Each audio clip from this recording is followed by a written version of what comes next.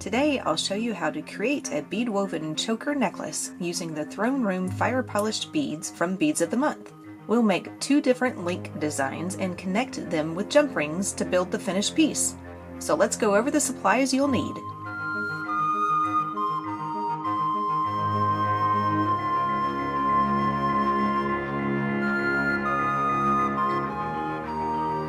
Alright, to get started, the first of our links, we're going to be using the fire polished 3mm, the drops, and then the transparent topaz beads that are here. And then we're going to also be using some of the seed beads.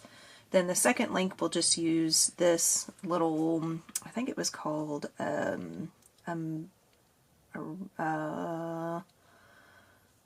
rose cut. Yeah, crystal rose cut. I couldn't find it on the list there for a second. So crystal rose cut. So first thing we're going to start off with is one of our 8/0 seed beads.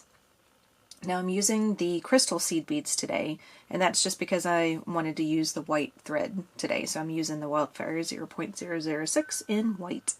So I'm picking up one of the crystal seed beads. Then we're going to pick up one of the transparent topaz.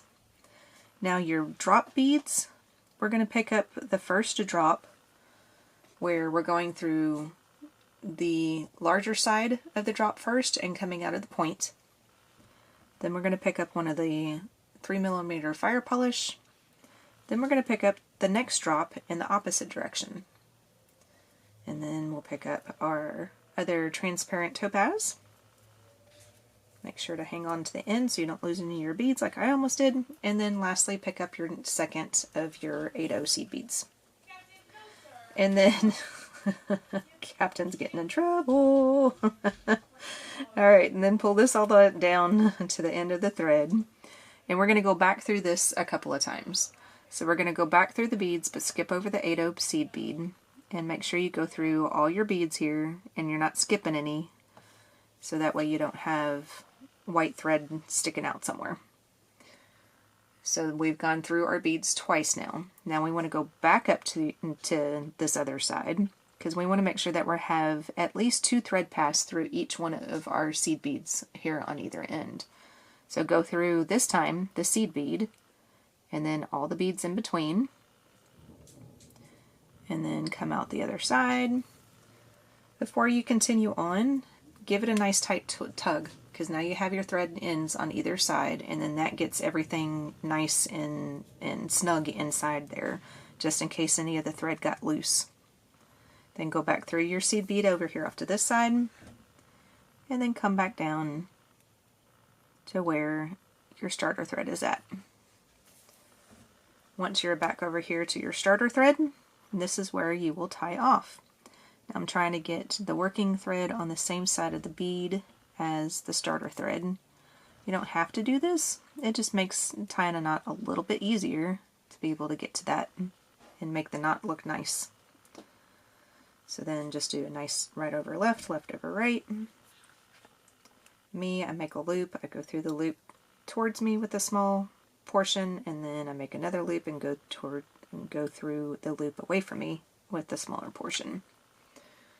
So that's what it should look like so far. Now I'm just going to get my thread away from the bead, away from the knot, and I found it was just easier on this one just to go straight through the product and then come out over here off to the other end, if your needle will let you do that.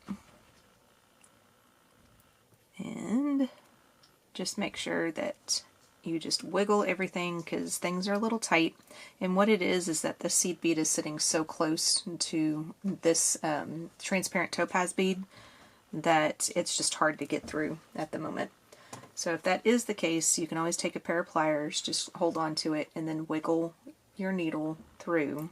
Don't jerk really hard, because you might end up breaking something, but just wiggle it through just a little bit here and there, then you should be able to get it pulled through. And that's all you do for this one. So we're going to burn off this part, and then burn down this side, and we'll throw that away here in a minute, and then burn down the edges. And this is our first link. So that is the first link for you. And then the second link is very similar. So I won't go through the whole process with you. I'll just show you what it's going to look like. So we're going to pick up one of the 8/0 seed beads, the crystal rose cut bead, and then one of the 8/0 seed beads again. And then this is done the same way. So we're going to go through, put it all the way down to the end of the thread till you're comfortable with holding on to it. Go back through the rose cut, go back through the seed bead, then the rose cut again, back towards the other side. Before you continue on, give it a nice tug. Continue through your seed bead, and then back through the rose cut again. Now this one, sometimes I had problems getting the needle through again. Oh, I got it through pretty quickly on that one. And then this is where you would tie off and then do the same thing. Go back through the rose cut again, so that way you have one part over here to burn off and another part over here. Now, how many of these do you need to make? I'm going to be making a choker necklace that's going to be somewhere between 14.5 to 15 inches. I don't know the exact amount, the exact size, so we'll have that at the end, but somewhere around between 14.5 and 15 inches. So you'll need approximately 8 of these guys, and then we're going to start and end with the smaller one. So you'll need 9 of these guys. So go ahead and make 7 more of these and 8 more of these, and then meet me back and I'll show you how to put the necklace together. Alright, so now we're going to put all of our links together. I just have 2 of these guys right now and 1 of these guys just to show you what it's going to look like, and I will show you the completed product here shortly. So take your jump ring and make sure it's open, and then you want to make sure you go through one of your 8/0 seed beads first.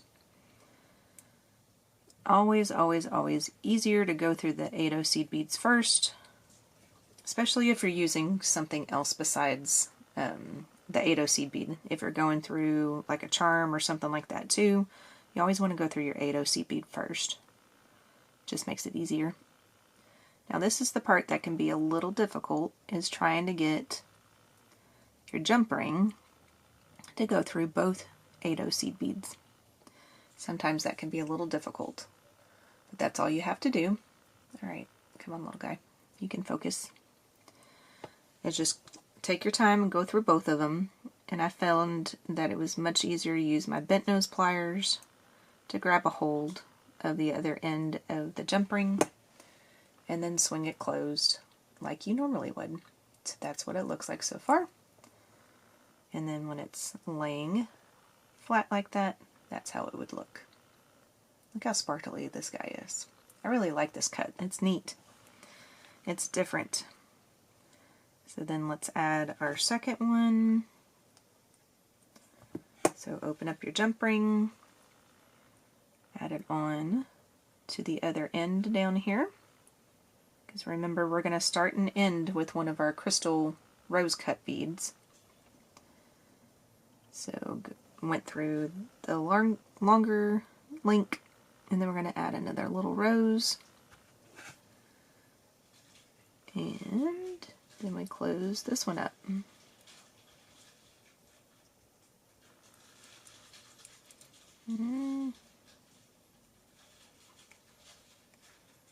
I've already done a couple of these, and I'll show you what it looks like here in a minute. That's why I'm shaking some. I tend to shake more when I'm doing a bunch of wire working. Don't know why compared to thread bead weaving and stuff like that, but for whatever reason I tend to shake a little bit more. So that's what it looks like with 3 of the links on. So to look what it's going to look like when you get them all put on. So let's get this section connected to this guy.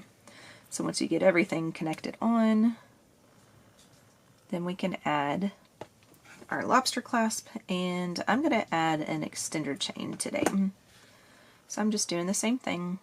Now this is one thing, one tip though. Whenever you have your thread ends, and like this one has the knot sitting here, so this one has a little bit more of a ball of thread right there because it has the knot and the thread.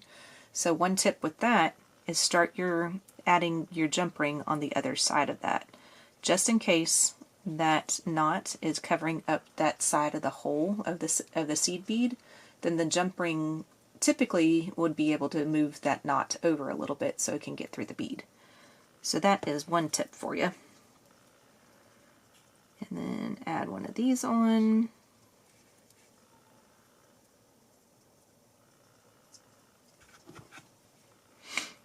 So this portion is pretty simple, pretty quick. The whole necklace itself is actually pretty quick. I did most of the beadwork beforehand, so it was much easier, much quicker for me to record. And I started doing this one, I think an hour ago. Started working on the bead weaving and stuff like that. Hour and a half ago, something like that. Alright, so there's the knot on that one side, so I'm going to flip it around to go into the other side of the seed bead. And this one is, yep, there it goes. Now it's letting it go through. Because now we are to the point where we're going to add our lobster clasp on one side.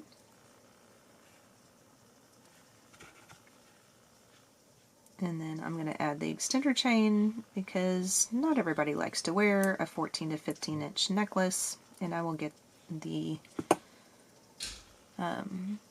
measuring tape out here in just a minute so that way we can know how long this necklace actually is. And then we'll measure each little section too, so that way if you want to make a different size necklace or if you would like to make a bracelet, something else, then I'll kind of give you an idea of how big everything is. Alright, and then this is going to be the extender chain, and this is just extra chain that I have laying around, and then I added a cute little small heart charm at the end of it.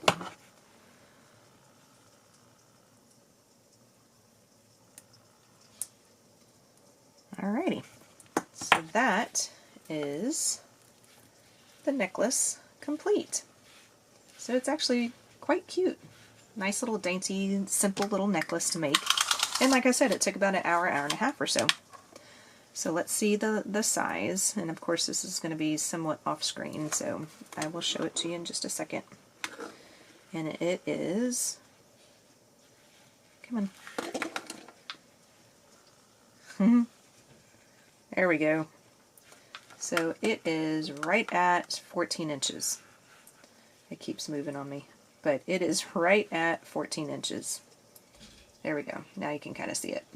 So it's right at 14 inches, and then this is 2-inch extender, so it's a 14 to 16 inch necklace. So like I said, not everybody likes to have a choker, but at least it's something that's an option. So that's what it looks like there. And then each one of these guys, this link right here, minus the jump rings, so we're just going from seed bead to seed bead, and then all the beads in between. This was slightly over 1 inch. And then the smaller link from seed bead to seed bead, so not including the jump rings, was slightly under 1/2 of an inch. So that's why we needed to have 8 of the large ones and then 9 of the smaller ones to get the 14-inch necklace. So there is your necklace for the April 2026 Beads of the Month, and this is the Fire Polished Beads of the Month Club.